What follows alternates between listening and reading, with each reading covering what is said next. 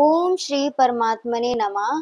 गीता का पहला अध्याय पढ़ेंगे हम बच्चों। हम सबको अपने जीवन में एक बार गीता अवश्य पढ़नी चाहिए और हम गीता को नहीं पढ़ पाते तो मैं आज आपके लिए एक सरल इजी तरीके से हिंदी में आपको गीता का हर एक अध्याय समझाऊंगी। हर एक वीडियो में हर एक अध्याय पढ़ेंगे, ठीक है। तो आज पहले अध्याय से शुरू करते हैं। धृतराष्ट्र बोले, हे संजय, धर्म भूमि कुरुक्षेत्र में इकट्ठे हुए युद्ध की इच्छा वाले मेरे और पांडु के पुत्रों ने क्या किया। इस पर संजय बोले, उस समय राजा दुर्योधन ने व्यूह रचना युक्त पांडवों की सेना को देखकर और द्रोणाचार्य के पास जाकर यह वचन कहा, हे आचार्य, आपके बुद्धिमान शिष्य द्रुपद पुत्र धृष्टद्युम्न द्वारा व्यूहाकार खड़ी की हुई पांडुपुत्रों की इस बड़ी भारी सेना को देखिए।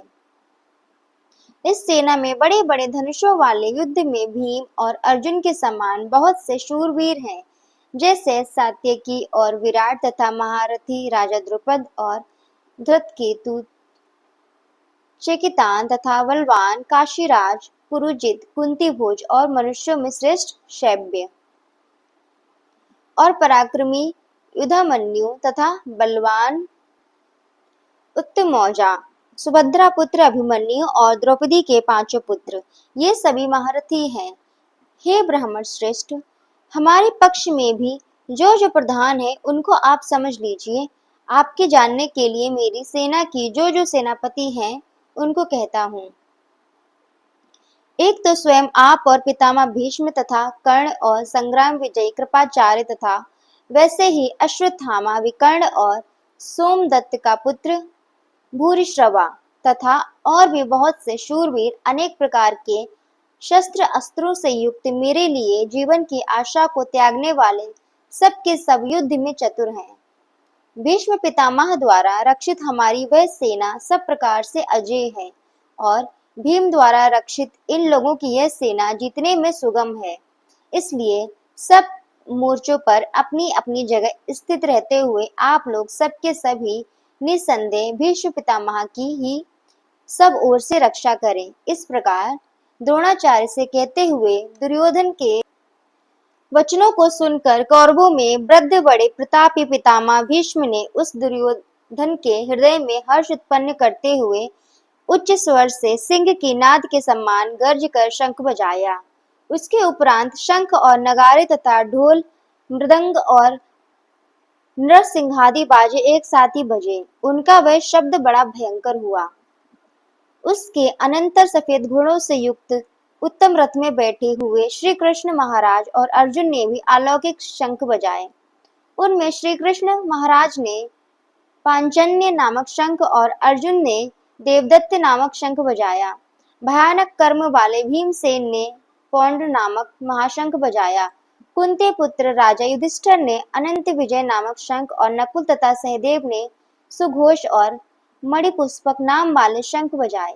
श्रेष्ठ धनुष वाले काशीराज और महारथी शिखंडी और धृष्टद्युम्न तथा राजा विराट और अजय सात्यकी तथा राजा द्रुपद और द्रौपदी के पांचों पुत्र और बड़ी भुजा वाले सुभद्रा पुत्र अभिमन्यु, इन सब ने हे राजन अलग अलग शंख बजाए और उस भयानक शब्द ने आकाश और पृथ्वी को भी शब्दायमान करते हुए धृतराष्ट्र पुत्रों के हृदय विदीर्ण कर दिए। हे राजन, उसके उपरांत कपिध्वज अर्जुन ने खड़े हुए धृतराष्ट्र पुत्रों को देखकर उस शस्त्र चलने की तैयारी के समय धनुष उठाकर ऋषिकेश श्री कृष्ण महाराज से यह वचन कहा, हे अच्युत, मेरे रथ को दोनों सेनाओं के बीच में खड़ा करिए। जब तक मैं इन स्थित हुए युद्ध की कामना वालों को अच्छी प्रकार देख लूं कि इस युद्ध रूप व्यापार में मुझे किन किन के साथ युद्ध करना योग्य है। दुर्बुद्धि दुर्योधन का युद्ध में कल्याण चाहने वाले जो जो ये राजा लोग इस सेना में आए हैं, उन युद्ध करने वालों को मैं देखूंगा।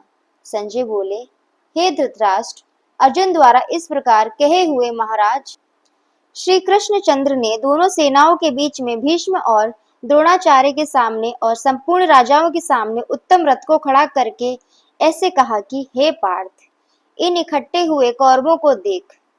उसके उपरांत प्रथापुत्र अर्जुन ने उन दोनों ही सेनाओं में स्थित हुए पिता के भाइयों को, पितामहों को, आचार्यों को, मामों को, भाइयों को, पुत्रों को, पौत्रों को तथा मित्रों को, ससुरों को और सुहृदयों को भी देखा। इस प्रकार उन खड़े हुए संपूर्ण बंधुओं को देखकर वे अत्यंत करुणा से युक्त हुए। कुंती पुत्र अर्जुन शोक करते हुए यह बोले, हे कृष्ण, इस युद्ध की इच्छा वाले खड़े हुए स्वजन समुदाय को देखकर मेरे अंग शिथिल हुए जाते हैं और मुख भी सूखा जाता है और मेरे शरीर में कंप तथा रोमांच होता है तथा हाथ से गांडीव धनुष गिरता है और त्वचा भी बहुत जलती है तथा मेरा मन भ्रमित सा हो रहा है, इसलिए मैं खड़ा रहने को भी समर्थ नहीं हूँ। हे केशव, लक्षणों को भी विपरीत ही देखता हूँ तथा युद्ध में अपने कुल को मारकर कल्याण भी नहीं देखता।